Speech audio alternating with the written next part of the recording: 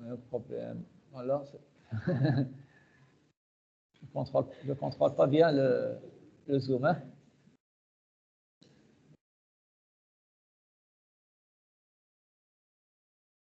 Je voudrais vous afficher un tableau plus grand, donc c'est pas grave, donc on va faire comme ça.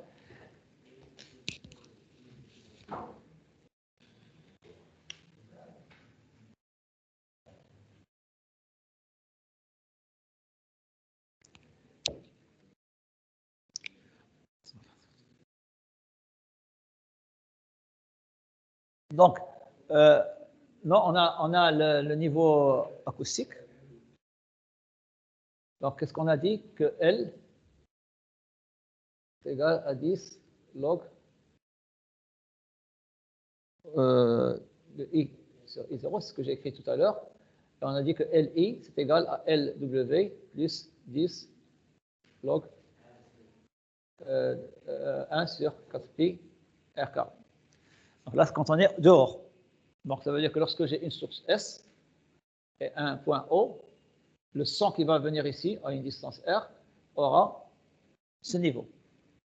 Mais quand on est à l'intérieur d'un local, en plus de ce son direct qui arrive de ma bouche vers votre oreille, il y aura un rayon, puisque la source elle est omnidirectionnelle. Le son va aller dans toutes les directions. Il y a en particulier un rayon qui va aller sur le mur et se réfléchir, puisque c'est une onde, et retomber sur le récepteur. C'est-à-dire que si je dis ici A, je vais entendre le A, mais évidemment je vais représenter un A plus petit, parce que le A a chuté avec la distance. Mais je vais entendre un autre A qui a circulé de manière indirecte. Mais le A, j'entends un A, et puis j'entends un A avec un intervalle de temps très petit. Je peux calculer l'intervalle de temps entre le premier A que j'ai entendu et le deuxième, puisque je connais la vitesse de propagation. Je vais supposer que là, j'ai 2 mètres avec la distance directe, et avec l'indirect, je vais avoir 3 mètres, supposons. Quel est le décalage horaire entre le premier A et le deuxième A? Je sais que la distance est égale à la célérité fois le temps. Donc, quand j'ai une différence delta D entre les deux distances, ça va être C fois delta T. Donc, à quoi est égal delta T? C'est delta D sur C. Delta D ici est de combien? De 1 mètre. Et C, quelle est la célérité du son? On l'a déjà vu. Combien en mètres par seconde? 340 mètres par seconde. Hein? Le hammam, il y a beaucoup de réverbération, effectivement. La qualité sonore n'est pas bonne parce qu'il y a beaucoup de réverbération. Alors, effectivement, c'est l'illustration idéale de la réverbération. Dans le local, il y a aussi la réverbération, mais pas autant que dans le bain mort. Ça fait 1 sur 340 secondes, hein? C'est-à-dire à peu près 3. Pourquoi, monsieur? Secondes. Hein? Votre question? Pourquoi, monsieur? Pourquoi, monsieur? Pourquoi? Oui. Parce que, non, c'est pas une question de température toute seule, mais parce qu'il n'y a pas de matériaux absorbants. Et le son se réfléchit. Et puis aussi parce qu'on a un très grand espace. Voyez, si vous avez une chambre, il n'y aura pas de réverbération dans les hammams modernes. Hein. Mais dans le classique, hein, vous avez de grands locaux qui sont reliés entre eux, et donc ça fait un très grand espace. Et donc là, c'est pour ça qu'il y a beaucoup de réverbération. Donc je vais expliquer le phénomène de réverbération et comprendra pourquoi dans certains espaces, il y a beaucoup de réverbération. Alors qu'est-ce que c'est la réverbération? Donc on a dit que j'entends le premier A et puis j'entends le deuxième A 340 ou 3 millisecondes plus tard. C'est pour ça que j'ai mis A et puis j'ai mis un autre A dessus. Alors, le pouvoir de résolution de notre oreille il est de 1/15e de seconde. Qu'est-ce que ça veut dire, pouvoir de résolution? C'est-à-dire, pour pouvoir entendre 2 sons successifs, il faut qu'ils soient séparés au moins de 1/15e de seconde, ce qui est quand même assez performant. Par exemple, en une seconde, si j'ai 15 bips en une seconde, j'entends tous les bips. Mais si vous avez 2 bips, mais qui sont très proches l'un de l'autre, on ne va pas distinguer chaque bip tout seul. On va entendre un seul bip, mais plus fort. C'est comme pour la vision. Quand vous avez ici 2 points séparés par une certaine distance, vous voyez 2 points. Le pouvoir de résolution de notre oreille, lorsque les 2 points sont très rapprochés, je n'arrive pas à voir les 2 points. Je vois seulement un point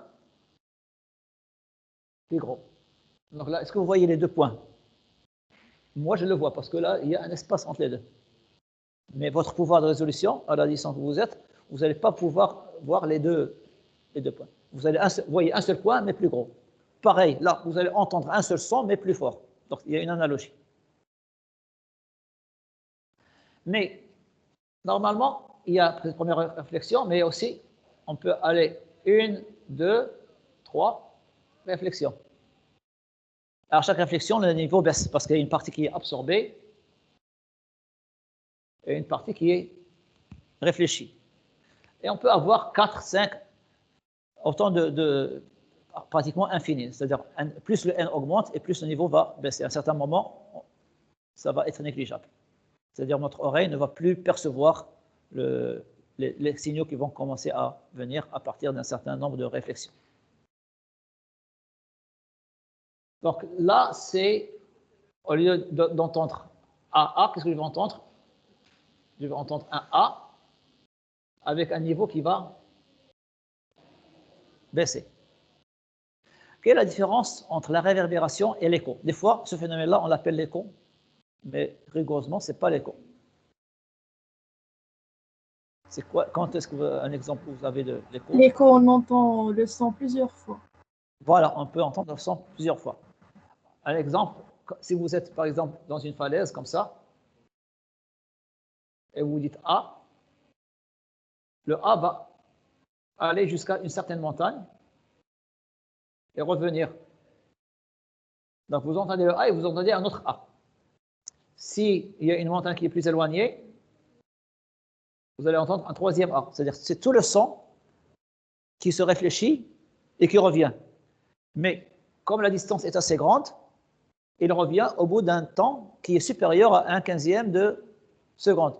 Donc vous entendez le premier A et plus de 1/15e seconde plus tard, c'est A. Donc A. Donc vous avez tous les plus le deuxième, le A suivant et avance dans le temps et plus son niveau baisse. Donc ça veut dire qu'il a parcouru une distance plus grande, donc il a baissé encore davantage.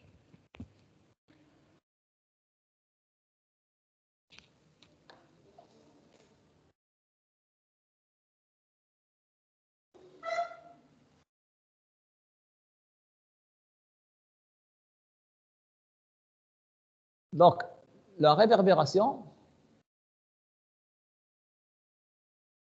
nous induit un niveau, une intensité supplémentaire. Donc, on entend une intensité plus grande parce qu'il n'y a pas que le niveau direct qui arrive au récepteur, mais il y a un autre niveau qui va se superposer à un autre niveau. Donc, on entend un son plus fort grâce à la réverbération. La réverbération a un effet qualitatif et un effet quantitatif. L'effet qualitatif, c'est un effet qui est favorable parce que ça amplifie le son. Je ne suis pas obligé de crier pour me faire entendre parce qu'avec les réflexions sur les murs, le son arrive à votre oreille avec un niveau plus fort. C'est un avantage. Ça, c'est le côté quantitatif en termes d'intensité. C'est quoi le côté qualitatif? C'est justement le fait de continuer à entendre le son après l'arrêt de la source. Parce que je dis A, et vous continuez à entendre le A, parce qu'il y a plusieurs signaux qui continuent à arriver au cours du temps. mais avec un niveau décroissant. Vous entendez ah, et ça décroît. Si vous ne le discernez pas maintenant quand je parle, c'est parce que ce temps est très court. Il est de quelques dixièmes de seconde. Mais dans un environnement tel que le hammam dont vous avez parlé, ou dans un grand local vide, et vous dites ah ou vous poussez un cri, vous allez continuer à entendre ce cri parce que vous allez percevoir le temps pendant lequel le niveau va baisser. Donc il baisse de manière continue. Alors que l'écho, c'est discontinu. On entend A, et puis un autre A, et puis un autre A éventuellement. Ça dépend de combien de réflexions se sont produites très loin du point où on se trouve. L'intensité réverbérée, on démontre grâce à la théorie acoustique à laquelle j'ai fait allusion sans la développer. Je vous dis de temps en temps, je vais vous parachuter certaines formules. Donc, elle vient justement de cette théorie. Eh bien, c'est égal à 4W. W, c'est la puissance. Donc, c'est normal que ce soit proportionnel à la puissance. Plus la puissance est grande et plus le niveau réverbéré est élevé. Divisé par R. R, c'est la constante du local. Ça s'appelle R. Alors, je vais définir ce que c'est que R, qui est la constante du local au tableau. Comme ça, vous allez comprendre de quoi il s'agit.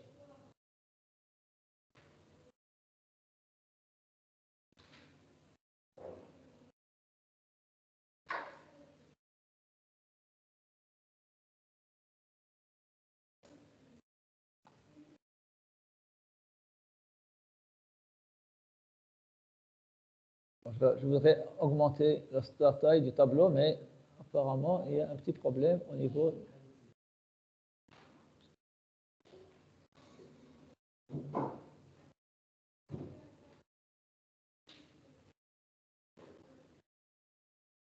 Voilà, on va regarder comme ça.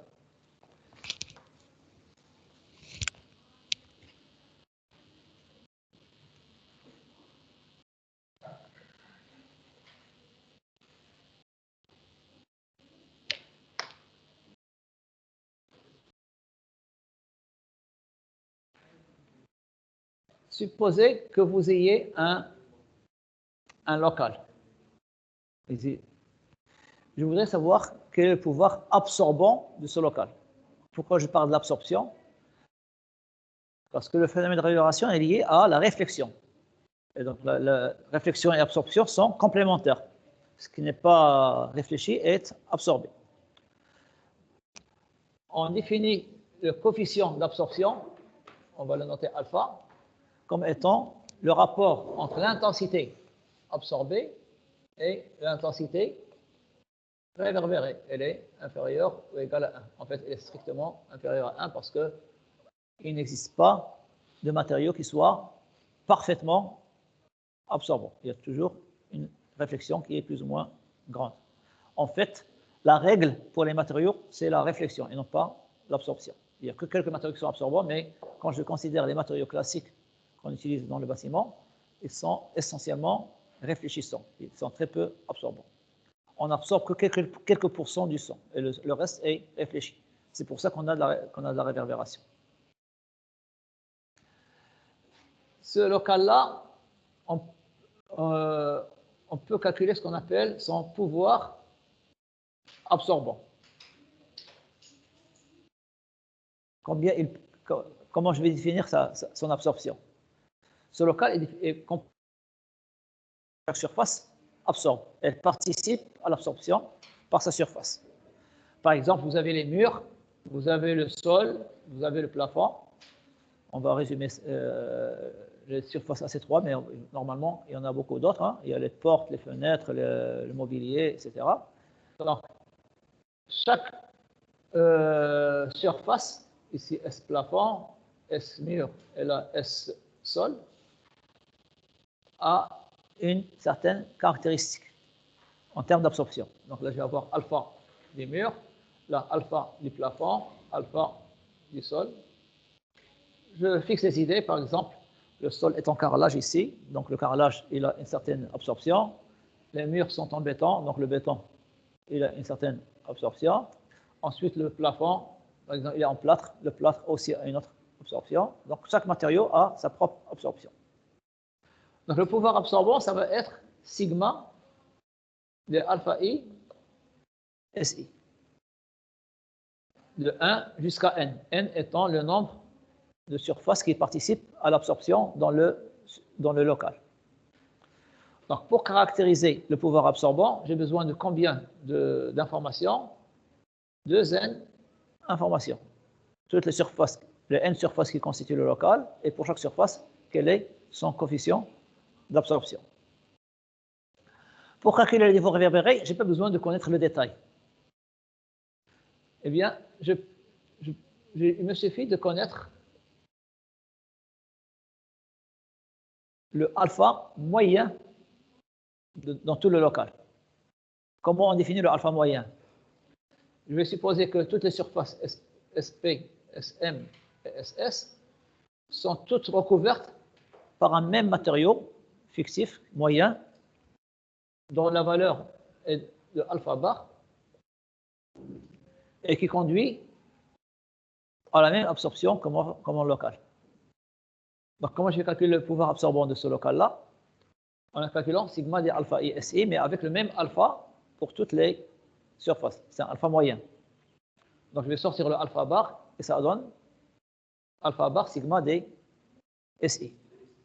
Donc, ça va être égal à alpha bar sigma des SI que je vais noter S total. S total, c'est sigma de toutes les surfaces qui constituent le local. Donc là, je n'ai plus besoin de 2n informations. 2 informations sont suffisantes pour décrire l'absorption.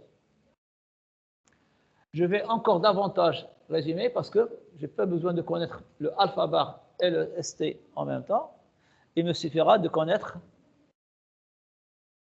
le A, une seule valeur. Qu'est-ce que c'est que l'interprétation de A? L'interprétation de A, c'est si j'avais un matériau, une surface d'un matériau fictif. Ici A. Donc, ce n'est pas mon local. C'est une surface plane avec un matériau fictif dont le alpha est égal à 1. Pourquoi je dis fictif? Parce qu'il n'y a aucun matériau qui absorbe la totalité du son. Mais si j'avais un matériau dont le alpha est égal à 1, combien il me faudra de surface de ce matériau pour absorber autant que mon local?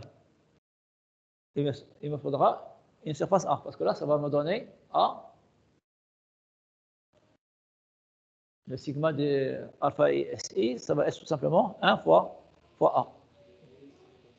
Alors, cette surface-là, on l'appelle, c'est une aire d'absorption, équivalente.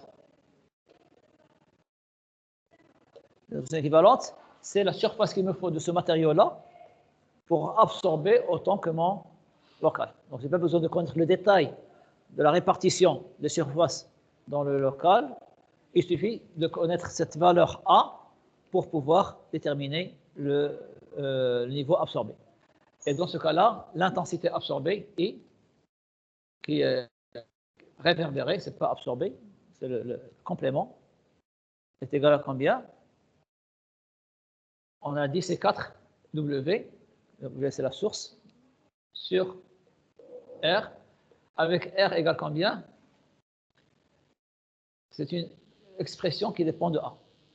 C'est la surface totale fois A sur la surface totale moins A. Donc ça c'est, je ne le démontre pas, c'est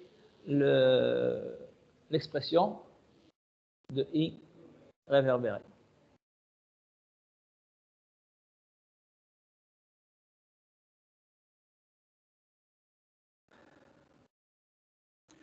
Donc, dans un local, à quoi est égal I? L'intensité qui arrive à vos oreilles. Vous avez l'intensité directe, c'est-à-dire W sur 4pi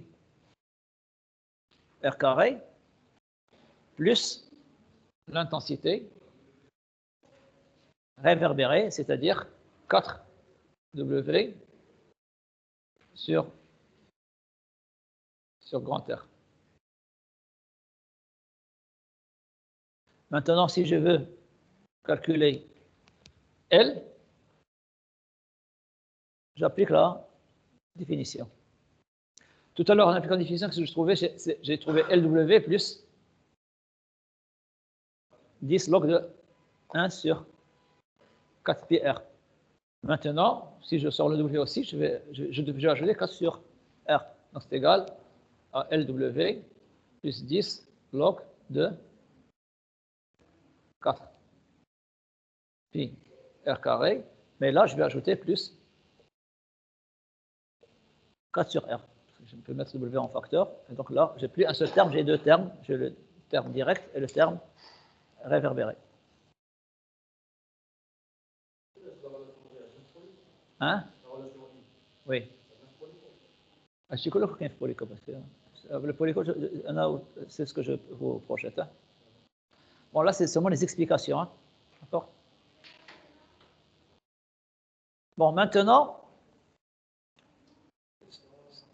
je vais voir comment ce L, qui dépend de la distance, comment il est représenté dans un local. C'est-à-dire, je vais tracer une courbe qui représente L en fonction de R, de petit r.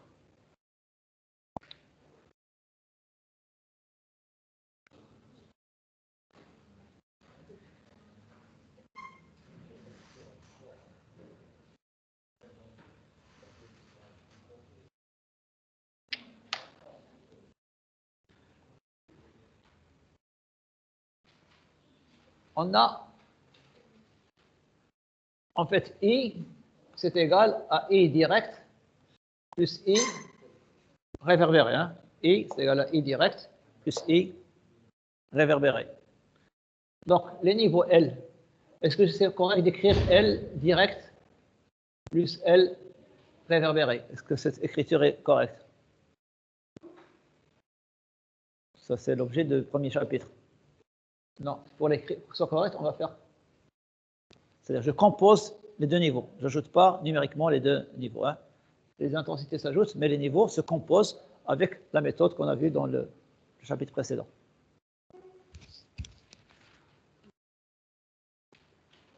Donc, je vais calculer le L direct tout seul et le L réverbéré tout seul. Donc, à quoi est égal le L direct? J'applique la définition du niveau. Donc, c'est 10 log de I direct. Donc là, je vais puisque L direct dépend de R, d'accord, je vais laisser le R tout seul.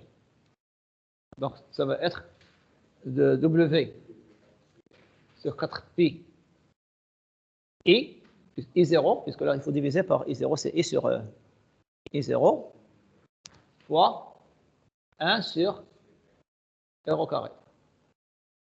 Maintenant, si je veux exprimer ça en fonction de log de R, on a le log du produit, c'est égal à la somme des logs. Alors 10 log de W sur 4pi I carré, c'est une constante. On va l'appeler une constante C. Et 10 log de 1 sur R carré en fonction de log de R, c'est égal à combien? Log de 1 sur R carré, c'est égal à combien en fonction de log de R? 1 sur R carré, c'est R à la puissance moins 2. Donc, si je sors le moins 2, ça va faire, dictez-moi, comme ça, je m'assure, moins 2 log de R. Multiplié par 10, ça fait moins 20 log de R. Hein.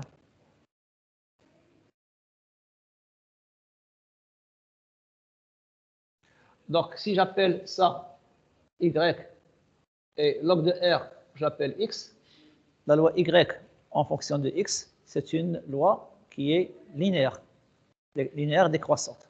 C'est la forme AX plus B.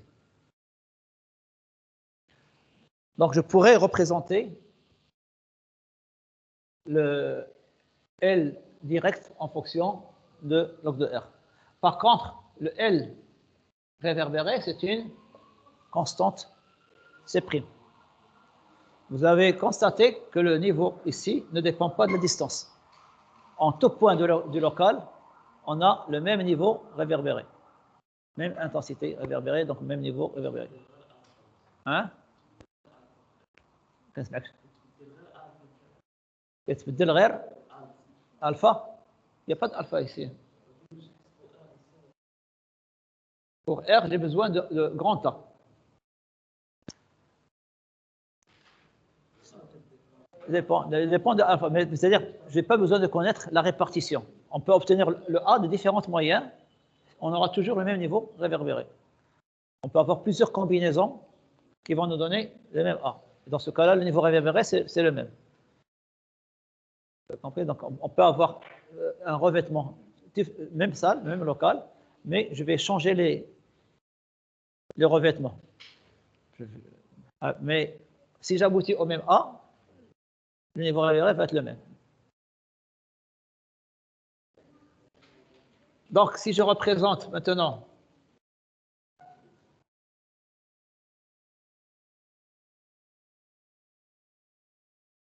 L en fonction de R, mais attention, ici c'est en une échelle logarithmique. Le niveau réverbéré, ça va être une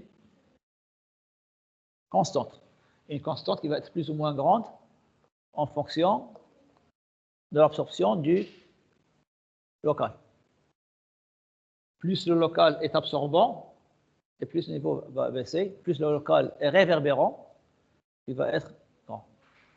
Qu'est-ce qui caractérise l'absorption ou la réverbération? C'est la constante du local, qui est elle-même liée à, qui varie de la même manière que A, vers l'absorption équivalente. Et par contre, vous avez ici, qu'est-ce que j'ai représenté? Le R direct. C'est une fonction qui est linéairement décroissante avec log de R. Maintenant, je voudrais savoir, je vais tracer en bleu,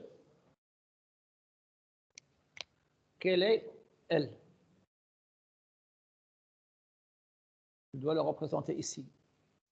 Je dois composer ces deux niveaux pour toutes les fréquences. Si j'ai un récepteur qui se trouve à une toute petite distance de la source, donc je vais me mettre très proche de la source. Donc là, vous êtes par exemple, je vais me mettre à 1 mètre ou même davantage, tout près de vous. Je ne m'approche pas trop pour la sécurité du Covid, mais disons, quand je me suis trop proche de vous, qu'est-ce que vous entendez? Vous entendez un grand niveau direct et un niveau réverbéré qui n'est pas très grand. Donc, je dois composer une grande valeur avec une petite valeur. Alors, quand vous avez une grande différence de deux niveaux et que vous les composez, qu'est-ce que vous obtenez? Ça, on l'a déjà fait dans la première partie. Non, je ne parle pas de la pondération. Par exemple, je veux composer, je vous ai donné des exemples, je veux composer 80 décibels et je veux le composer avec 40 décibels ou 60 décibels, disons. Il y a une différence de 20 décibels entre les deux. À quoi c'est égal, à peu près?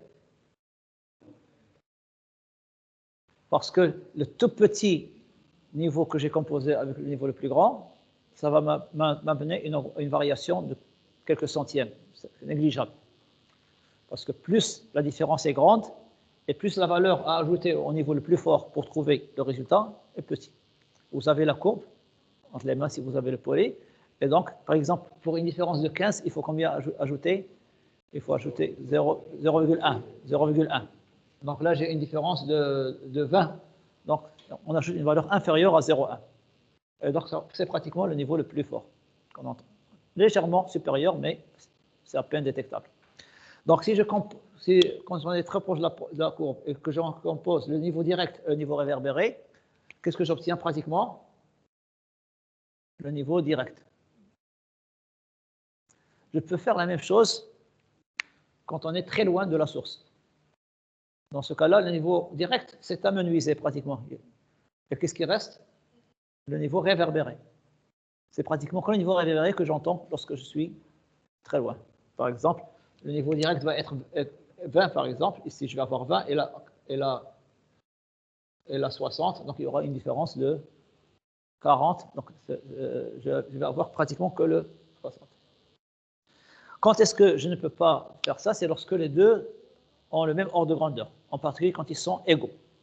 Quand est-ce qu'ils sont égaux? À une certaine distance, on l'appelle R critique ou distance critique, dans laquelle le niveau réverbéré est égal au niveau direct. Donc il n'y a aucun niveau qui l'emporte sur l'autre.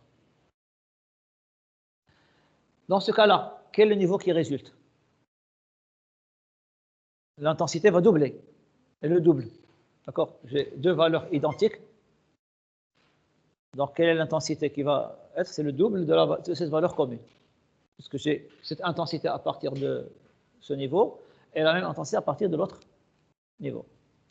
Quand l'intensité double, le niveau va varier de combien? On a vu ça pour le bruit blanc. C'est facile à savoir. Si on a I, je passe de I à 2I. En fait, pourquoi c'est 2I? C'est I direct plus I réverbéré. Et la I, ici, c'est seulement l'un des deux. Je passe de L à quelle valeur de L? En appliquant la définition.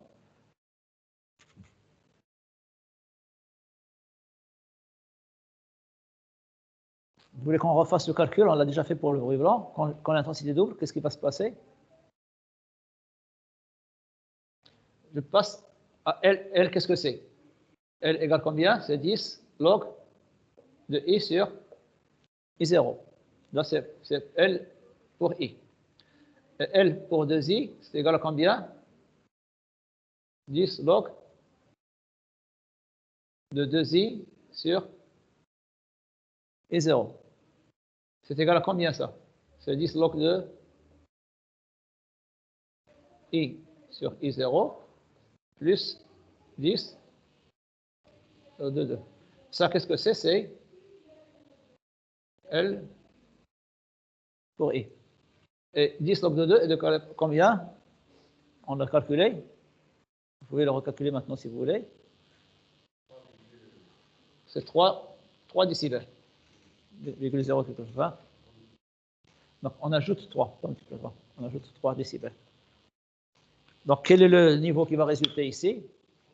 C'est la valeur commune plus 3 décibels, hein, cette distance-là. Vous avez ici 3 décibels. Donc, ainsi, vous avez 3 points. Vous avez 2 asymptotes plus 1 point. Donc, quel est le niveau qui va résulter? On va avoir une courbe qui va passer ici. Et là, on va obtenir le L.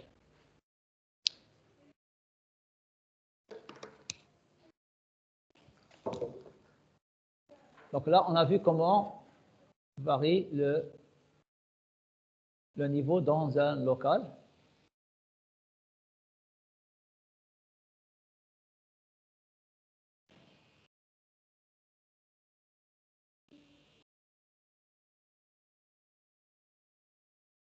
Quand on est très proche de la source, c'est le champ direct qui est prépondérant. Quand on est loin de la source, c'est le champ réverbéré ou diffus, c'est pareil, qui est prépondérant. Et entre les deux, on passe par une distance critique dans laquelle on a 3 décibels de plus par rapport à la valeur commune, qui est en fait la valeur du champ réverbéré.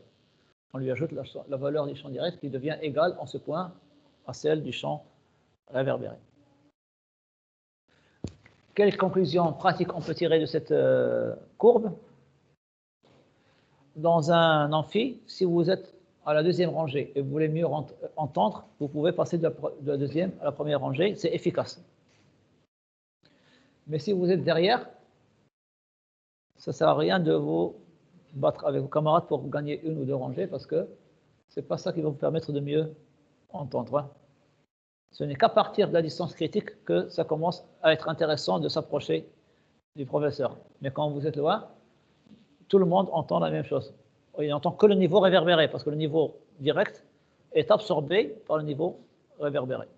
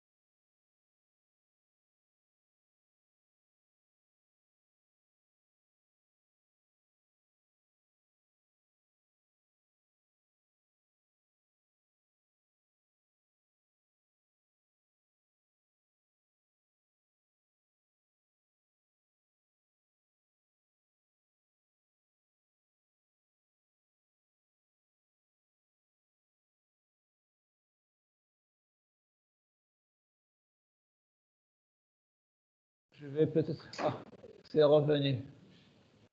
Vous m'entendez maintenant à nouveau?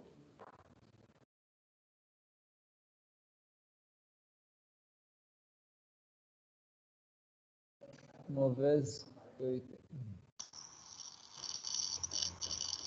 Oui, monsieur.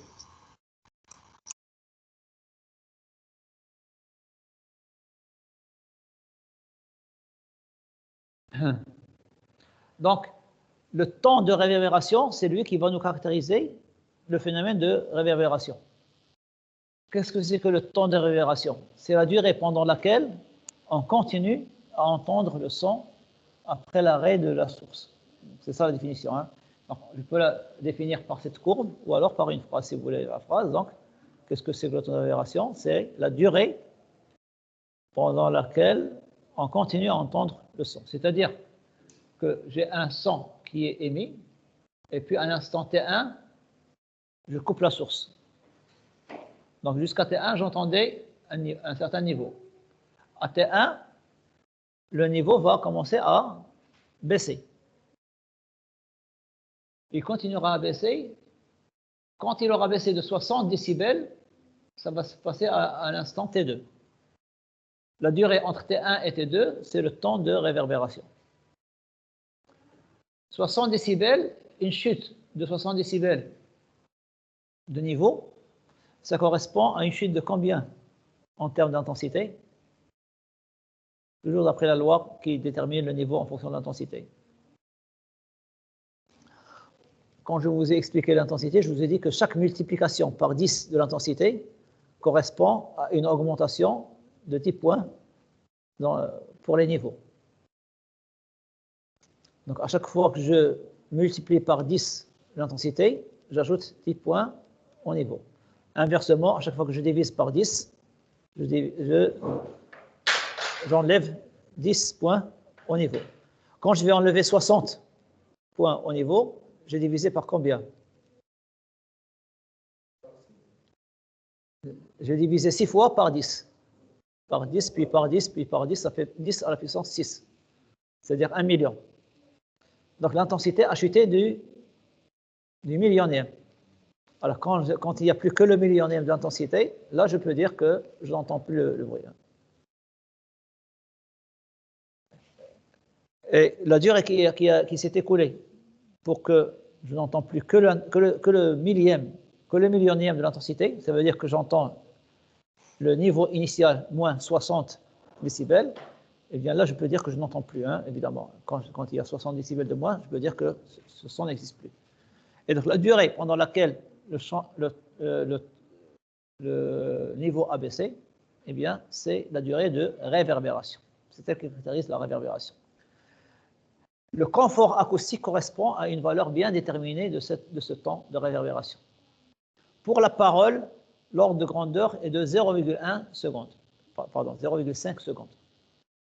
Quand je vous parle maintenant, si le temps de réverbération est de la moitié d'une seconde, ça veut dire que vous recevez une bonne qualité acoustique de la parole. Pour la musique, c'est plus grand. La valeur optimale est de 0,8 secondes. Pourquoi pour la musique j'ai besoin de plus de réverbération? Hein? Oui, mais pour quelle raison? On a dit la réverbération, elle a un effet défavorable dans la qualité de la parole quand elle est trop grande. Pourquoi? Car la parole, c'est une suite de syllabes. Par exemple, quand je dis camarade, c'est ka-ma-ra, de 4 syllabes. Alors, votre oreille, il entend ka, et puis ma, etc. Alors, s'il y a beaucoup de réverbération, il va entendre ka, et quand vous allez dire ma, il est encore en train d'entendre le ka, parce que la réverbération est très grande. Donc, il y a un chevauchement de syllabes, ce qui rend votre parole inintelligible. On n'arrive pas à bien distinguer votre parole parce que, comme si vous étiez dans un hammam, hein, comme vous dites, hein, si vous voulez communiquer, ce n'est pas l'endroit idéal pour communiquer. Vous n'avez pas une bonne qualité sonore. Par contre, pour la musique, ce chevauchement peut être plus agréable à entendre pour la musique. Parce que la musique, c'est une suite de notes de musique. Et s'il n'y a pas suffisamment de réverbération, on peut avoir l'impression qu'on a une note incidence, c'est pas ce qu'on cherche par la musique. Quand c'est continu, quand ça chevauche, au contraire, la musique peut être plus agréable. Et donc, la réglementation stipule que dans un auditorium, c'est-à-dire un endroit où on enregistre des chansons, où on entend des chansons, il faut un temps de réverbération plus grand que dans une salle de classe ou dans un amphithéâtre, dans un théâtre. D'accord? Donc ça, c'était la définition du temps de réverbération. Alors, encore une fois, encore une autre formule qui va être parachutée, c'est la formule d'Ehring qui a démontré, d'après l'acoustique générale, qu'il y a une relation entre le temps de réverbération et le coefficient d'absorption acoustique moyen du local. 0,16 fois le volume sur moins S total ln 1 moins alpha bar. Pourquoi est-ce qu'il y a ce signe moins alors que le temps est positif?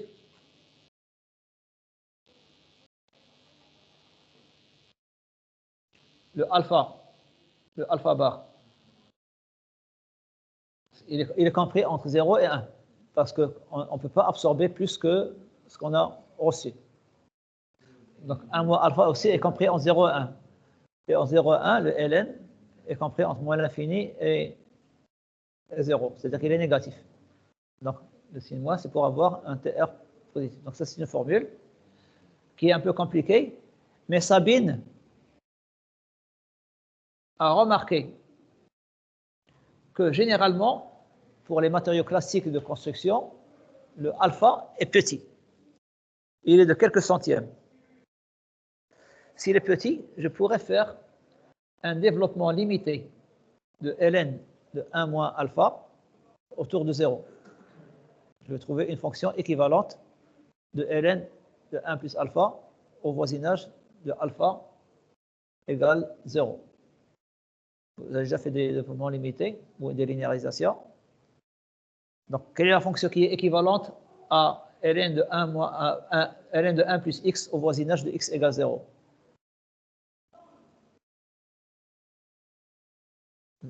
Vous en servez pour le calcul des limites.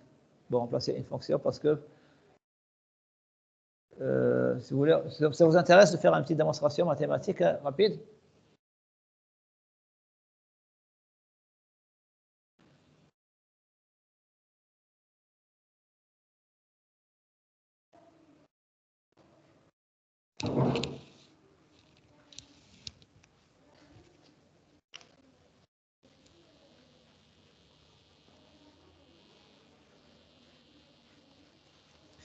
Donc, on a la formule d'Ehring.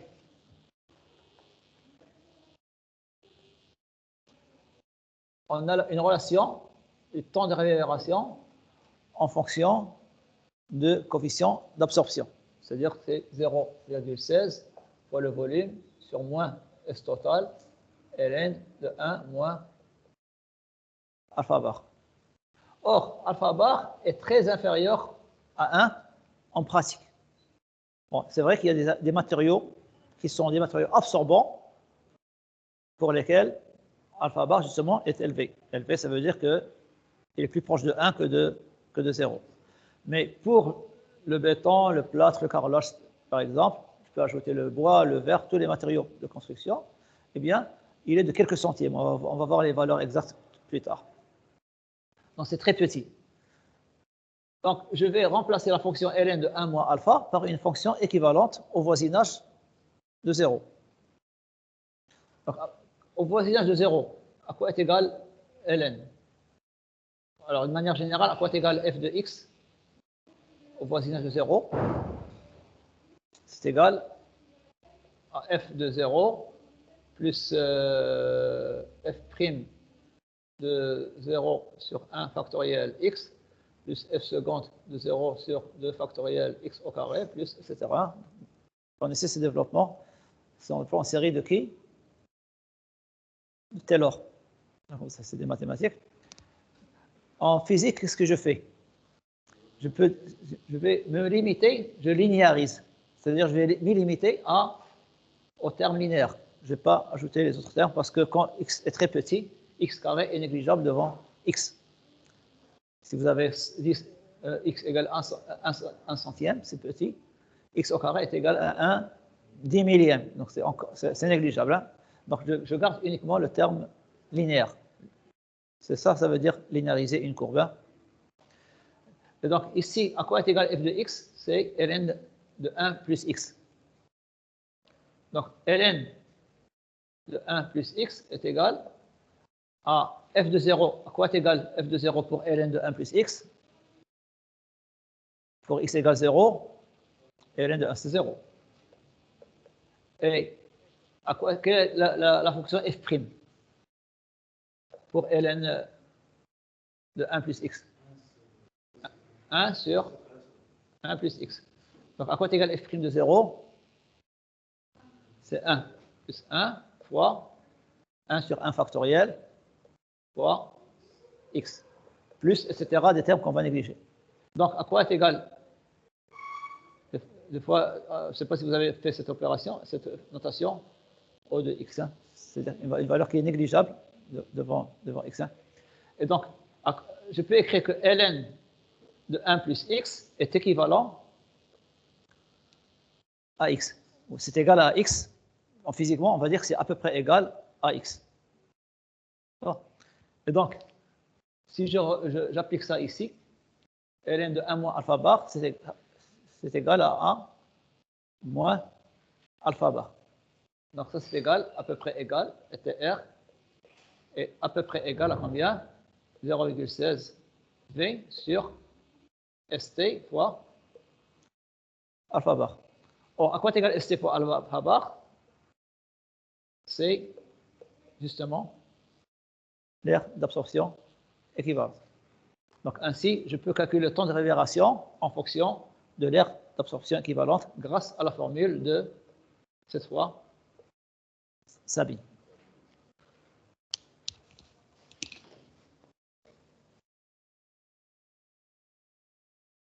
Donc ça, c'était une petite démonstration, évidemment. Mais ce qui m'intéresse, c'est que le temps de réverbération, on peut le mesurer, et à partir du temps de réverbération, je peux remonter au coefficient d'absorption. Donc si je veux avoir la valeur exacte, j'applique Rin. Si je trouve une valeur petite, je peux utiliser Sabine à la place d'Rin. Parce que ces deux grandeurs sont pratiquement les mêmes. Maintenant, si alpha bar n'est pas petit, donc je peux toujours écrire cette formule. Mais le alpha indice S que je vais obtenir va être différent du alpha. Dans ce cas-là, le coefficient alpha S, je vais l'appeler le coefficient d'absorption de Sabine. Le coefficient d'absorption de Sabine est égal au coefficient d'absorption lorsque alpha est petit, mais il est différent de alpha. Généralement, il est plus grand que alpha lorsque alpha est grand. Et des fois, il peut même être tellement grand qu'il va dépasser la valeur 1. Ça peut paraître un paradoxe. Mais en fait, la valeur qui va lui correspondre est forcément inférieure à 1. Mais c'est seulement lorsque je garde le même temps de réverbération, mais j'utilise cette formule au lieu de cette formule, que j'obtiens une valeur différente de alpha S. Les matériaux en génie civil sont caractérisés par alpha S et non pas par alpha. Alpha, ça a un intérêt théorique. Mais en pratique, on caractérise les coefficients, enfin les matériaux par leur alpha S parce qu'ils sont directement liés au temps de réverbération. La réverbération est caractérisée essentiellement par le temps de réverbération et le temps de réverbération, il est lié à l'absorption du matériau.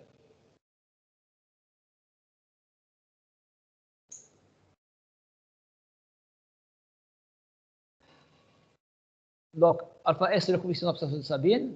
Si alpha est petit, alors on considère qu'il est petit s'il est inférieur à 0,2. En fait, il est très inférieur à 0,2 pour les matériaux qui ne sont pas des matériaux absorbants. Pour les matériaux classiques qui sont non absorbants, il est de quelques centièmes plutôt que de... Mais dès qu'il dépasse 0,2, on peut dire que, évidemment, ce n'est plus valable, on ne peut plus les confondre, mais on garde quand même alpha S comme étant le coefficient de Sabine, qui est lié à TS par cette relation. Comme tout phénomène acoustique, le temps de réverbération ainsi que alpha vont dépendre de la fréquence. Donc, de la même manière que notre oreille ne ressent pas le son de la même manière pour toutes les fréquences, de la même manière que les murs ne transmettent pas le son de la même manière pour toutes les fréquences, les matériaux n'absorbent pas de la même manière toutes les fréquences. Il y a des fréquences qui vont être plus ou moins absorbées. Et la loi d'absorption du son en fonction des fréquences n'est pas la même pour tous les matériaux. Chaque matériau a son propre loi sur les fréquences. Donc normalement, en toute rigueur, on n'a pas le droit de donner un temps de réverbération pour un local, ni une valeur de alpha pour un local. Il faut donner un spectre de ces valeurs, c'est-à-dire une valeur pour chaque fréquence. Cependant, quand on a un local où la qualité d'écoute de la parole est importante, par exemple une salle de classe et non pas une salle de concert, la parole est concentrée sur les 3 octaves 500, 1000 et 2000 Hz. Et dans ce cas-là, je vais prendre la moyenne des temps de réverbération de ces 3 octaves et je vais donner une valeur unique du temps de réverbération pour le local. Ça simplifie. Au lieu de donner tout le spectre, on va donner une valeur unique qui correspond à une moyenne et on peut raisonner sur cette valeur moyenne, c'est-à-dire on veut que le temps de réverbération dans un local soit de, disons, 0,5 secondes. Les 0,5 secondes, ça va être une moyenne des valeurs sur les 3 octaves. Mais évidemment, on ne peut pas avoir forcément pour toutes les octaves le même temps de réverbération.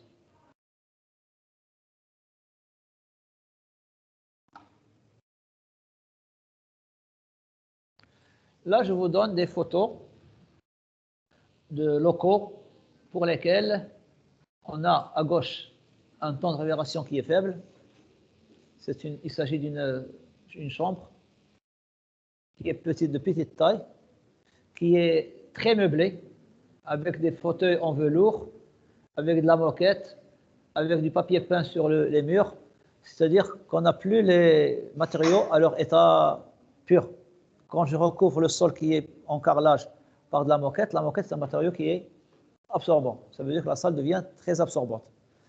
Et ça veut dire que la valeur du A, grand A, augmente et grande, puisque c'est sigma des alpha I, SI. On a les mêmes surfaces, mais avec des alphas qui sont très grandes. Donc le temps de réverbération est petit. Si le temps de réverbération est petit, donc on a 2 choses.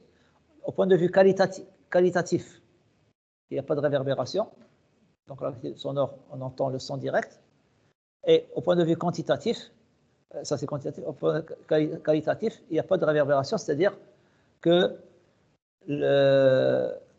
quand on communique, on entend un son qui a une certaine qualité. C'est comme si on était dehors, mais sans les bruits de fond. Mais au point de vue quantitatif, donc si quelqu'un qui est assis ici, il ne va pas entendre les gens qui discutent sur le fauteuil. Parce qu'il va pratiquement entendre que le niveau direct. Parce que le niveau réverbéré dans le local est très faible. Bon, donc ce temps s'adapte justement à l'ambiance qui doit régner dans ce local. Par contre, dans l'architecture moderne, on a un temps de réverbération qui est très élevé. Par exemple, si je considère le hall d'un hôtel, par exemple, ou d'une grande administration, etc., vous avez généralement de très grandes surfaces avec des matériaux qui sont très réfléchissants, qui n'absorbent pas le son. Et donc, ceci va nous donner un temps de réverbération très grand. Par exemple, quand vous êtes dans le hall d'un hôtel, si vous êtes à 2 mètres l'un de l'autre dans le comptoir, vous voulez adresser la parole à votre camarade, eh bien tout le hall va vous entendre. Hein. Il n'y a pas d'intimité, parce que le son a été amplifié. Et d'autre part, la qualité sonore n'est pas bonne. Par exemple, s'il y a dans le hall d'un hôtel, il y a un guide qui veut expliquer aux touristes de certaines choses, la qualité sonore n'est pas aussi bonne que celle qui se trouve dans la classe. Là. Notre local, il est traité. Où est-ce que vous voyez le traitement de ce local ici? Au plafond, c'est pas un plâtre, c'est pas une surface plane du plâtre. Ce que vous voyez, il y a du relief. C'est une surface qui est poreuse, avec des trous. La surface effective du plafond, en fait, elle est beaucoup plus grande que la surface apparente. Donc, il y a plus de surface qui absorbe. Parce qu'il y a aussi les surfaces latérales. Quand vous avez un creux, donc il y a tout le contour du creux qui absorbe. Donc là, on a fait un traitement acoustique. On aurait pu mettre des plaques de polystyrène ou polyuréthane. Ce sont des matériaux absorbants. Les polymères, là, c'est des matériaux qui sont blancs, qui servent pour l'emballage, hein, qui sont légers, qui absorbent le son. Généralement, on les utilise pour l'isolation thermique. Mais il y a une grande corrélation entre l'isolation thermique et l'absorption acoustique. Les matériaux qui sont de bons isolants thermiques sont aussi, en général, de bons absorbants acoustiques. Ils absorbent le son.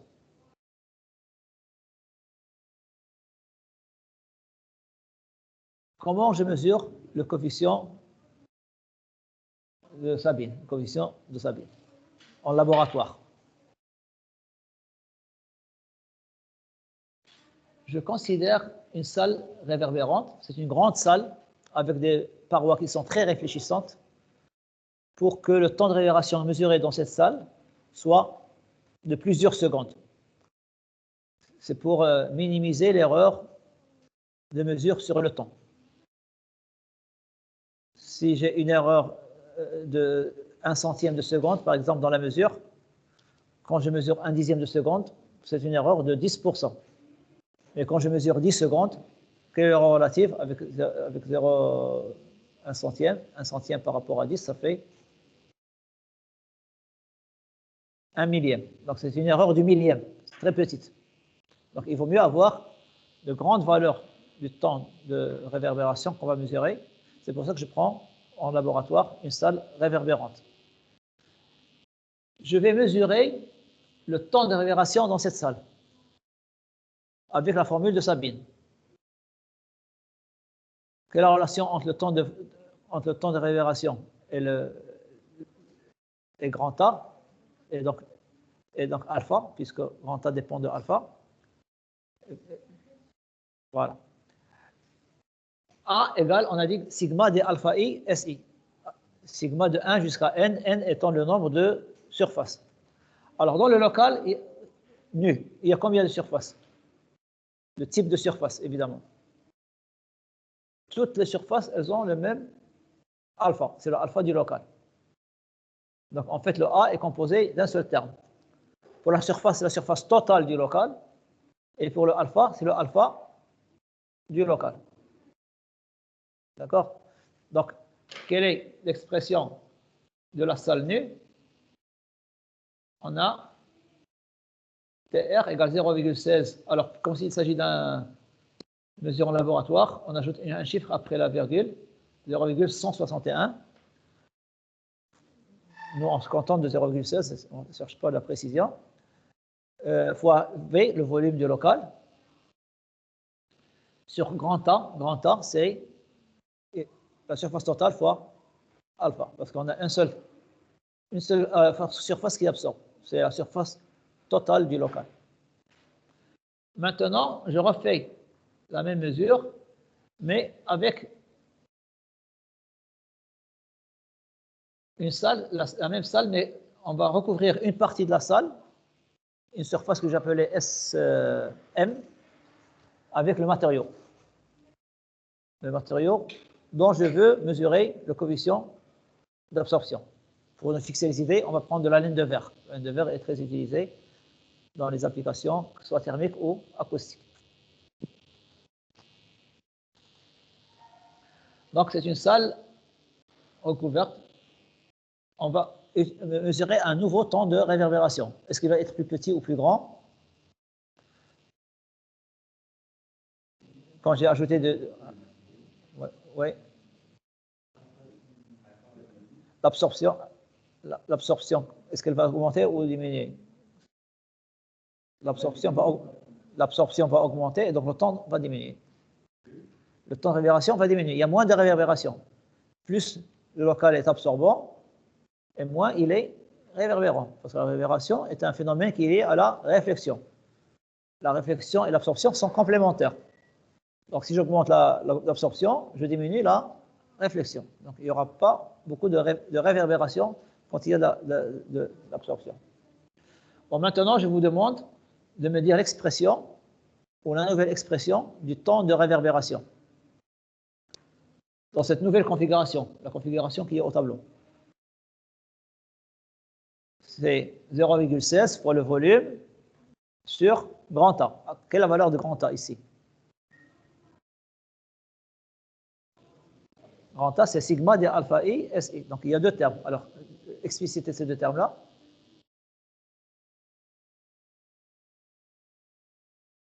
Quelles sont les surfaces qui participent à l'absorption? Vous avez la surface qu'on a introduite. Donc, on va dire que c'est SM fois alpha du matériau. Fois S, on va l'appeler alpha de Sabine. Et quelle est la deuxième surface qui participe à l'absorption? C'est le reste. Quelle est la surface du reste? C'est totalement la surface du matériau. Avec quel coefficient? L'ancien coefficient. Donc, quelle est la valeur? 0,16 fois V sur alpha M Sm, alpha S fois Sm. Et le deuxième terme, vous venez de dire, c'est S total moins Sm avec le alpha I. L'indice I, pourquoi est-ce qu'on a indicié le temps de réverbération?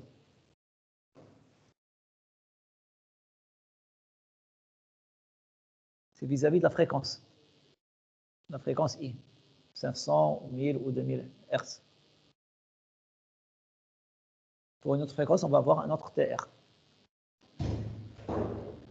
Là, ces TR sont mesurés de manière électronique avec un sonomètre ou avec un oscilloscope cathodique, c'est-à-dire il y a des moyens qui nous permettent de mesurer le temps de réverbération. Donc, par sa définition, c'est la durée pendant laquelle le niveau va baisser de 60 décibels. Et le volume et la surface totale. Bon, non pas, c'est facile, c'est des caractéristiques géométriques, c'est facilement mesurable. Donc, qu'est-ce qui reste? Il reste deux inconnus qui sont le coefficient d'absorption du local, qui peut être connu d'ailleurs, et le coefficient S. Donc, ça, c'est un système de deux équations à deux inconnus, donc je peux le résoudre. Par exemple, je vais calculer alpha I de la première équation et l'injecter dans la deuxième équation et je tire alpha S. On va faire ça en exercice. Donc, normalement, on va trouver ce résultat qui est affiché. Donc là, je passe rapidement.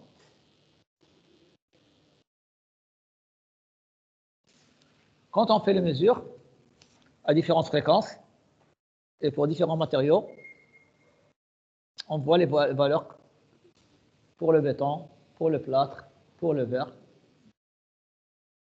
avec cette démarche. Et qu'est-ce que vous constatez? Que d'abord, les valeurs sont petites. Ça justifie l'approximation qu'on a fait pour passer de Hering à Sabine. Ensuite, vous constatez également que la loi de variation de alpha sur les fréquences n'est pas la même pour tous les matériaux. Pour le béton, vous voyez que ça augmente en fonction de la fréquence. Pour le plâtre, ça augmente, ensuite ça diminue. Pour le verre, ça continue à décroître. Donc, il n'y a pas une loi universelle pour la répartition. Et puis, il y a différents matériaux. Alors, j'ai parlé de laine de verre. Vous voyez, pour la laine de verre, vous avez par contre des valeurs qui sont très grandes parce que c'est un matériau qui est absorbant. Attention, le fait de dire 0,97, ça ne veut pas dire qu'il va absorber 97%. 100 parce que ce n'est pas le vrai alpha. C'est le alpha de Sabine. Si je veux savoir le vrai alpha, il faudrait que dans la formule de Sabine, je remplace alpha par 0,97, ce qui va me donner un certain TR, et je reporte de ce TR dans la formule d'Hering pour tirer la valeur de alpha. Mais ça, je n'ai pas intérêt à le faire. Ça, c'est du calcul théorique. On n'a pas besoin en pratique. La dernière remarque que je vais vous ajouter, généralement, quand on veut calculer le temps de révélation d'un local, on le calcule quand il est vide, quand il n'est pas encore, le local n'est pas encore habité. Il n'y a ni mobilier, ni personnel. Parce que normalement, on doit faire un contrôle technique du local. Et on ne peut pas le faire une fois il est habité, parce que justement, c'est sur ce contrôle technique qu'on va accorder le permis d'habiter. Donc, on ne peut le faire que lorsque le local est encore vide. Donc, la réglementation acoustique se fait avec un local vide.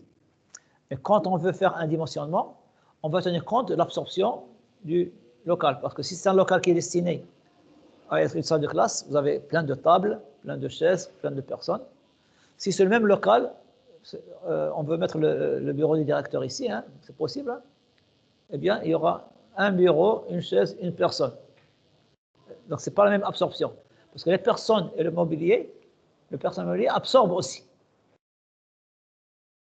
Donc, si je veux tenir compte de l'absorption d'une personne, je ne vais pas m'amuser à diviser cette personne en plusieurs surfaces pour avoir le sigma de alpha I SI. Parce que vous avez les cheveux, vous avez la peau, vous avez les habits, les chaussures. Donc ça, chaque partie va absorber. Donc, nous, on va donner une valeur globale de alpha I SI. Donc, une valeur unique, sans décomposer en plusieurs surfaces. Et vous voyez que grâce à ça, je peux distinguer une personne debout d'une personne assise. Parce que quand la personne est assise, le dos et les fesses n'absorbent pas. Quand elle est debout, elle absorbe des deux côtés. De même pour les fauteuils, on ne peut pas calculer la surface d'un fauteuil ou d'une chaise. Hein. Vous voyez là pour les chaises qui sont ici, elles sont ce sont des surfaces gauches. Hein. On ne peut pas calculer la surface. Hein. Donc on fait des expériences et on mesure globalement l'absorption de la chaise et on donne cette valeur-là comme valeur caractéristique de votre chaise.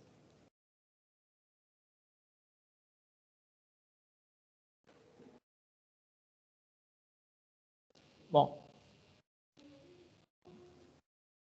Lorsque vous avez un local à l'état brut, normalement, il ne devrait pas être satisfaisant au point de vue acoustique.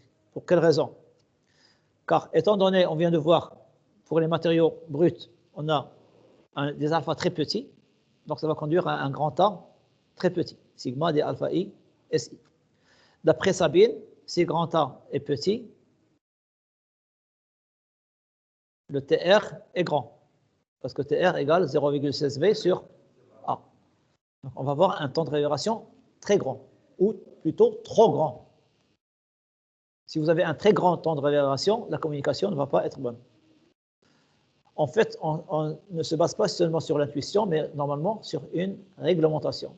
La réglementation, on veut que lorsque vous utilisez un local pour telle ou telle utilisation, on vous impose une certaine marge de temps de réverbération ou alors une valeur de temps de réverbération nominale à laquelle on doit aboutir pour que votre local soit réglementaire. Si ce n'est pas le cas, qu'est-ce qu'il faut faire? Il faut apporter une correction acoustique. Comment on l'apporte? Par un traitement acoustique du local. En quoi consiste le traitement acoustique du local? Si je supposais que ce local, initialement, on a trouvé 2 secondes, et moi je veux arriver à 0,5 secondes. Parce que, je vous dis, pour la parole, 0,5 secondes dans une salle de classe, comment je vais diminuer le temps de révérbération? Ajouter des matériaux absorbants. Donc, d'abord, il faut connaître quels sont les matériaux absorbants qui existent, quel est leur effet, et il faut savoir aussi quelle est la surface qu'il faut traiter. On ne va pas traiter forcément toutes les surfaces, le plafond, le mur, le sol. Hein.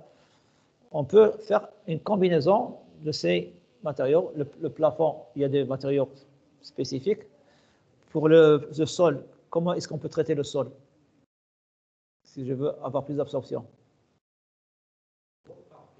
On met une moquette.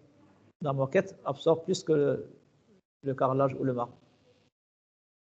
Les murs, comment est-ce qu'on peut le traiter? Des peintures spéciales ou alors du papier peint. Le papier peint, ça absorbe plus que l'enduit.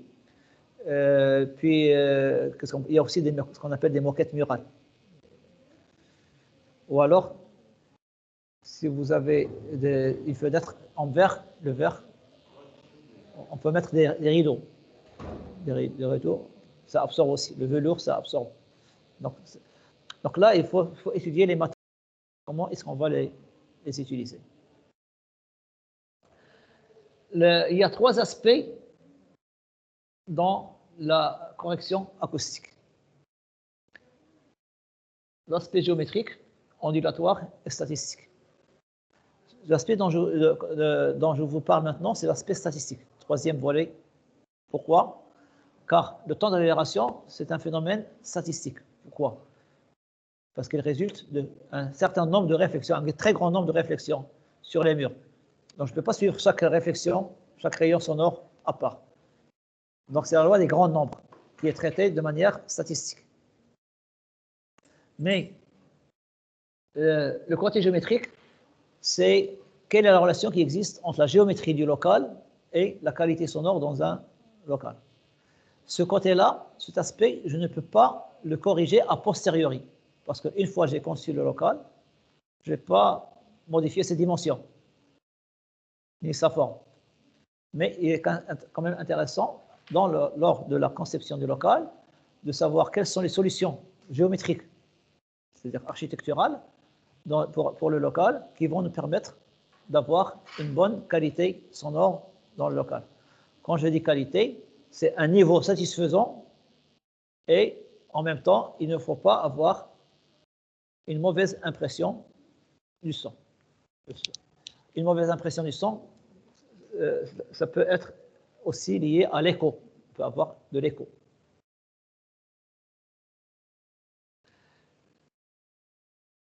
Il y a normalement 3 aspects, mais comme vous êtes en retard, je vais traiter directement le 3e aspect. Vous pouvez lire sur le poly le premier aspect et le 2e aspect. Désolé, je suis obligé de sauter certaines notions. Je les ai traités avec d'autres, le groupe du centre par exemple. Mais avec vous, je suis obligé de les chanter pour passer directement à l'aspect statistique. C'est quoi l'aspect statistique? C'est-à-dire quel est le temps de révélation optimum dans un local. Alors, je vous ai dit que le confort acoustique dans une chambre, par exemple, d'un appartement, est de 0,5 secondes. Alors, quelles sont les dimensions classiques d'une chambre d'appartement? Dites-moi un exemple quelconque. 2 mètres, c'est petit quand même. Disons 3 sur 4. 3 mètres sur 4 mètres. Et pour arrondir, on va prendre 2,5 mètres sous plafond. Ici, il y a 2,5 mètres sous plafond. Donc, le volume est de combien dans ce cas-là? Fois 2,5. C'est-à-dire combien? 30. Voilà, 30 mètres cubes. Donc, le temps optimum dans la chambre, ça va être 0,5 racine cubique de 30 sur 30, c'est-à-dire 0,5 secondes. Si on a un volume plus grand, le rapport va être un peu plus grand que 1, mais comme je prends la racine cubique, ça va quand même toujours tourner autour de 0,5. Mais plus le volume est grand et plus le temps optimum va être un peu plus grand, parce que si on a une très grande dimension, il vaut mieux utiliser la réverbération pour son côté quantitatif. Parce que si quelqu'un est très élevé, très éloigné, il ne va plus entendre le son direct. Donc, il vaut mieux avoir un son réverbéré qui soit assez grand. Donc, plus le volume est grand et plus le temps optimum va être plus grand que 0,5 pour la parole. Pour la musique, à la place de 0,5, il faut mettre 0,8. Parce que vous voyez, pour la musique, j'ai besoin de plus de réverbération pour avoir une bonne qualité sonore. La valeur pour les fréquences moyennes, 500 et 1000, alors vous voyez, je suis obligé de fixer la fréquence quand je veux parler de temps de réverbération, est donnée par ces lois qui sont des lois réglementaires, c'est-à-dire quelle est la valeur qu'on vous demande lors de la conception d'un local en fonction de son utilisation et selon le volume de ce local. Je vais prendre un exemple. Je vais prendre un local dont la surface est de 2000 mètres, 2000 mètres cubes. C'est un grand local. Ça peut être un théâtre ou une salle de concert. Mais vous voyez, quand c'est utilisé en tant que théâtre, quelle est la consigne? Il faut avoir 1 seconde comme temps de réverbération pour avoir une bonne qualité sonore. Mais si c'est même local, ce théâtre-là, si je l'utilise en tant que salle de concert, je vais entendre de la musique. Quelle est la valeur qu'on cherche? 1,5 secondes. En d'autres termes, si vous avez un théâtre qui est conçu pour être un théâtre, ça veut dire qu'on a traité les parois intérieures de ce théâtre de telle sorte à avoir 1 seconde comme temps de réverbération. Si vous présentez un concert, c'est-à-dire de la musique dans ce théâtre, la qualité sonore ne sera pas bonne. Parce qu'il nous faudra 1,5 secondes pour avoir une bonne qualité sonore dans la musique. Et l'inverse est vrai aussi. Si vous avez une construction qui est conçue pour les concerts, une salle de concert, si vous voulez présenter une pièce théâtrale dans cette salle, la qualité sonore que vous allez entendre ne va pas être bonne parce qu'il y a trop de réverbération. Donc le son que vous allez percevoir ne va pas réaliser le confort. Donc si vous avez une salle de concert et vous voulez présenter une pièce théâtrale, qu'est-ce que vous pourriez faire, par exemple? Apporter des panneaux absorbants et les intégrer dans le local pour diminuer pour augmenter l'absorption, pour diminuer le temps de réverbération, comme ça, la qualité sonore sera meilleure. Bon, ça c'est pour 500 et 1000. Alors, mais maintenant, la réglementation veut aussi que le temps de réverbération sur les fréquences suive aussi une certaine loi de répartition. C'est-à-dire que si je reprends l'exemple du théâtre, si pour le théâtre, j'ai besoin de 1 seconde à 500 et à 1000. Donc voici la valeur. Pour les autres fréquences, il faudra aussi 1 seconde pour les 2000 et 4000. Mais par contre, pour les basses fréquences, la réglementation prévoit d'avoir, en fonction de la fréquence, des temps de réverbération de plus en plus grands, qui peut atteindre jusqu'à 1,5 pour la fréquence 125 Hz. C'est-à-dire que je vais multiplier le temps de réverbération par un coefficient qui est supérieur à 1 pour les basses fréquences. Quel est l'objectif? D'amplifier. Parce que si je réverbère, en fait, j'amplifie.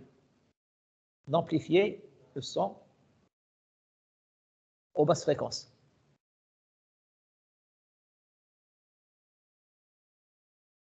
La source a une certaine répartition de l'intensité sur les fréquences, et lorsque je vais percevoir ce son, parce que ce son a été réfléchi sur les parois, j'ai fait en sorte que le temps de réverbération pour les fréquences aiguës soit petit, c'est-à-dire j'ai absorbé les aigus, mais j'ai laissé le temps de réverbération des graves assez grand. Pourquoi? Je ne cherche pas forcément à trop atténuer les graves dans un local. Parce que notre oreille, on l'a vu, n'est pas sensible aux graves. Donc si j'absorbe les graves, je vais encore moins les entendre. Donc maintenant, j'utilise la réverbération dans les graphes, non pas pour son côté qualitatif, mais pour son côté quantitatif. C'est pour que le niveau sonore des graphes, quand il n'est pas absorbé, je le perçois très bien.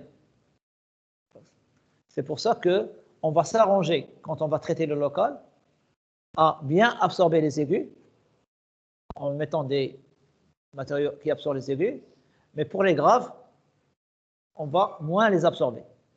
Soit on ne va pas traiter du tout les graves, soit si on les traite, on va faire en sorte à ce que le temps de réverbération soit plus grand que celui qu'on a obtenu pour les aigus.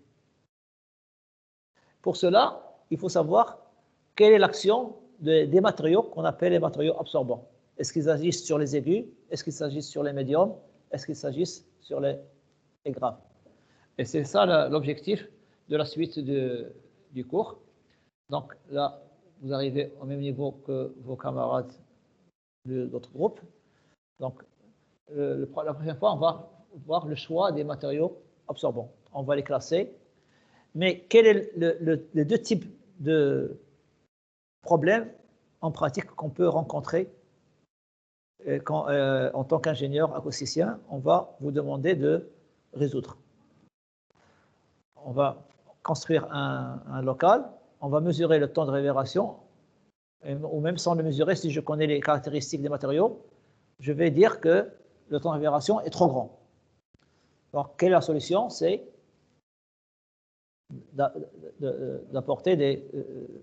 d'utiliser des matériaux absorbants pour réduire le temps de réverbération. Donc, quels sont les deux types de problèmes? Soit je décide, comme c'est le cas ici, de recouvrir la totalité du plafond. Pour une question esthétique, je ne vais pas mettre seulement un petit coin, je décide de recouvrir la totalité du plafond. En quoi consiste votre travail en tant qu'acousticien? Il faut choisir parmi les matériaux existants lequel va nous donner la bonne correction. On ne va pas choisir forcément le plus cher et le plus absorbant parce qu'on risque de dépasser la consigne. On ne va pas prendre le moins cher, le plus économique parce que peut-être qu'on ne va pas arriver à la consigne. Donc il faut faire un calcul pour savoir quel est le alpha du matériau qu'on doit utiliser au plafond pour effectuer la correction. Ça, c'est une première approche. Deuxième approche, si vous avez déjà le matériau, vous ne voulez pas acheter de nouveaux matériaux, quel est votre travail?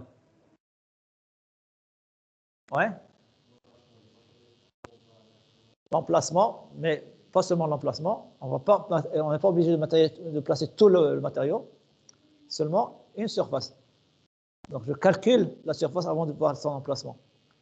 Donc, dans ce cas-là, votre dimensionnement, c'est quelle est la surface nécessaire de ce matériau à coller. Après, on peut la placer là où on veut pour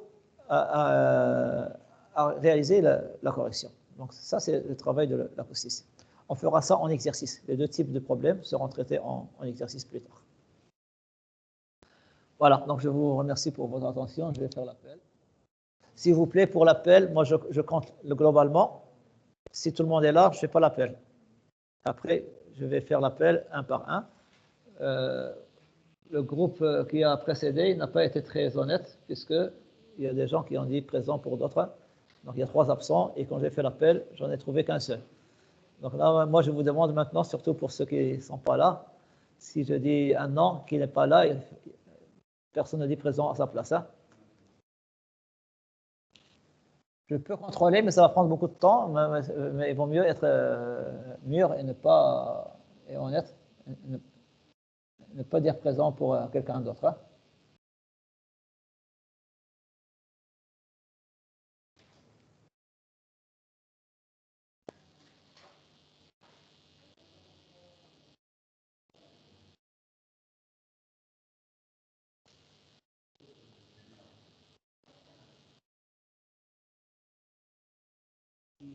Je n'arrive pas à afficher.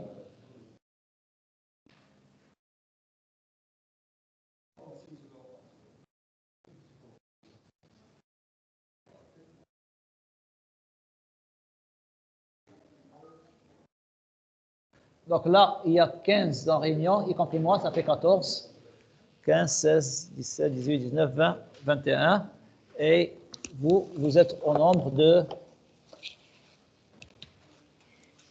25. Donc il y a 4 absents. Donc moi, je vais faire l'appel. Et normalement, il va y avoir 4 absents aussi. Hein.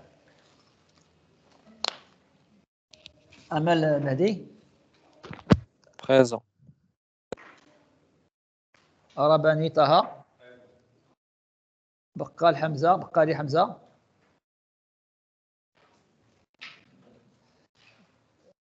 Shugaga Ahmed. كاين داودي ايوب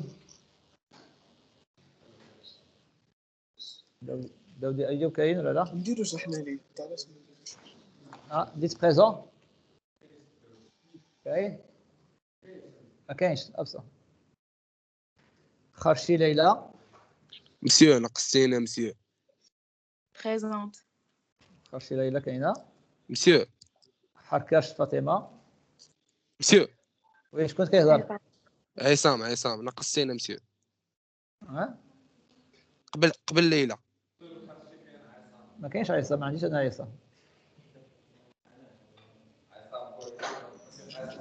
ما كاينش في لا ليسته دونك فاطمه حركاش Présente. مستري هلا كاينه Présente. ميا ديامبا ندمي محمد Présent, monsieur. راجي عصام Présent, monsieur. بياضة عبد الرحيم Présent, monsieur. بن الخال إكرام Présente. برديش هشام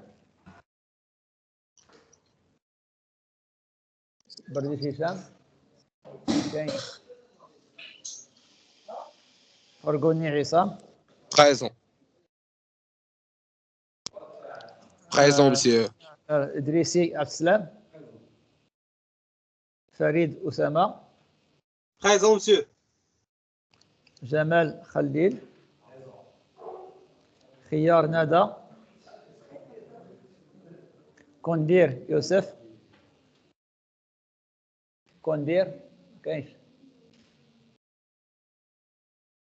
مهرازي إلياس بريزون ناجح زكريا ولد سعدية خليل ولد سعدية ما كاينش قلت له عمر ساعدوني حسنة Présente. 1, 2, 3, Oui. 4, 5. Donc c'est bon. Le compte est bon. Merci, je vous remercie.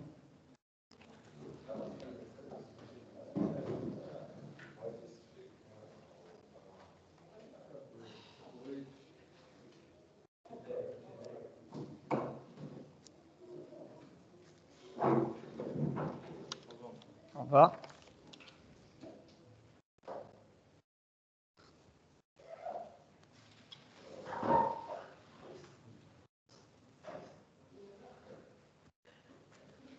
Vous pouvez récupérer vos polis ici, ils sont en train d'être tirés.